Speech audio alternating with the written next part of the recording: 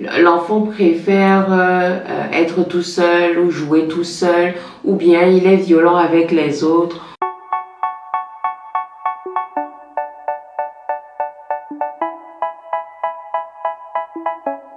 Alors l'autisme, c'est un trouble neurodéveloppemental qui affecte les enfants généralement avant l'âge de 3 ans.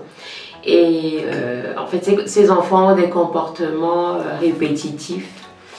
Ils ne sont pas très sociables aussi en général. Généralement, ça varie d'une personne à une autre, mais on peut les regrouper. Il y a une difficulté de communication. Ces enfants présentent des difficultés de communication. Socialement, ils ont du mal à interagir avec les autres aussi. Ils aiment bien être dans leur coin. Mais bon, être dans son coin, ce n'est pas toujours pathologique, mais c'est accompagné, c'est un ensemble de signes qui permettent d'aller vers un diagnostic de l'autisme qui normalement est posé par un psychiatre ou un neurologue.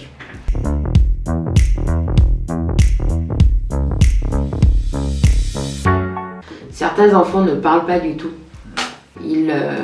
Donc soit ils ont un retard des premiers mots, leurs premiers mots ne viennent pas du tout bien, ils ne vont pas du tout parler, même s'ils comprennent ce qu'on dit.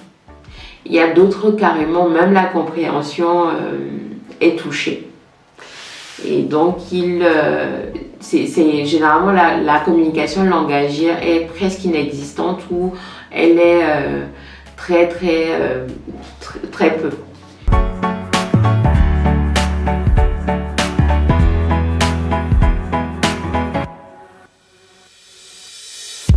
L'enfant préfère être tout seul ou jouer tout seul, ou bien il est violent avec les autres, ou il préfère être tout seul. Ou quand on lui pose des questions, il n'y répond pas du tout. Et en plus, quand il n'y a pas la parole, il ne va pas du tout communiquer avec les autres.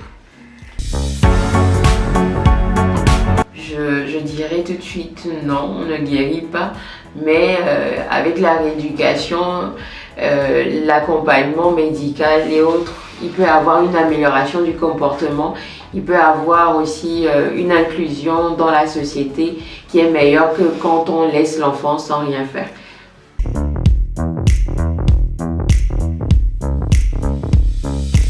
Déjà, faire connaître l'autisme à tout le monde, à la population.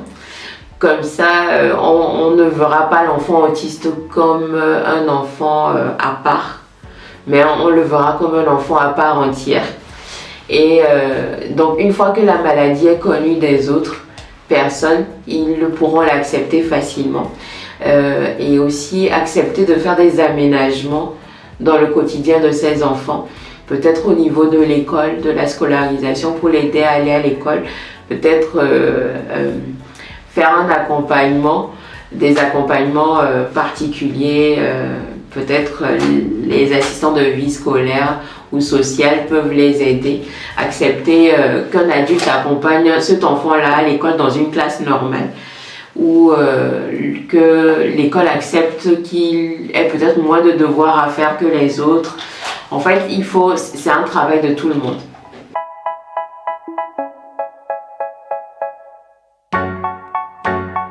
Déjà, il ne faut pas cacher un enfant qui présente des troubles du spectre de l'autisme. Il faut le faire soigner, il faut aller vers les professionnels. Déjà, ça c'est la première part des parents. Et donc ne pas avoir honte de ces enfants-là. Ce n'est pas facile certes, mais ne pas avoir honte de ces enfants et aller vers les spécialistes pour qu'on leur propose un accompagnement adapté.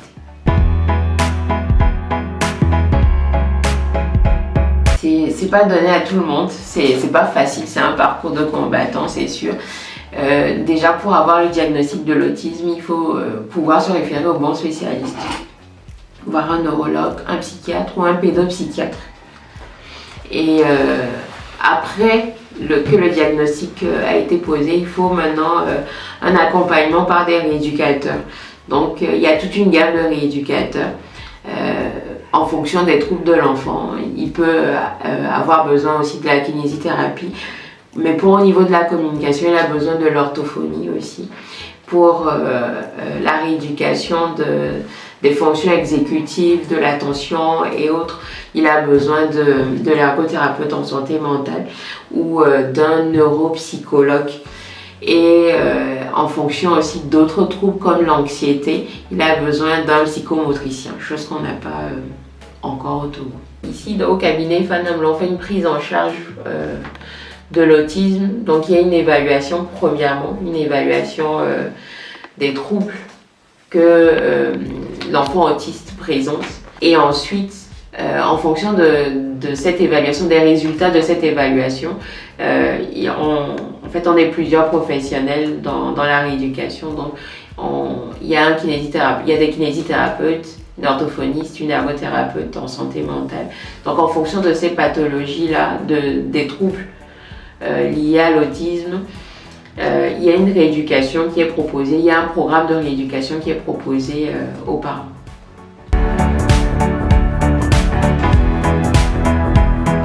Il y a une amélioration, bien sûr, il y a une meilleure insertion sociale, une meilleure scolarisation aussi. Avec la rééducation, il y a de bons résultats qu'on obtient.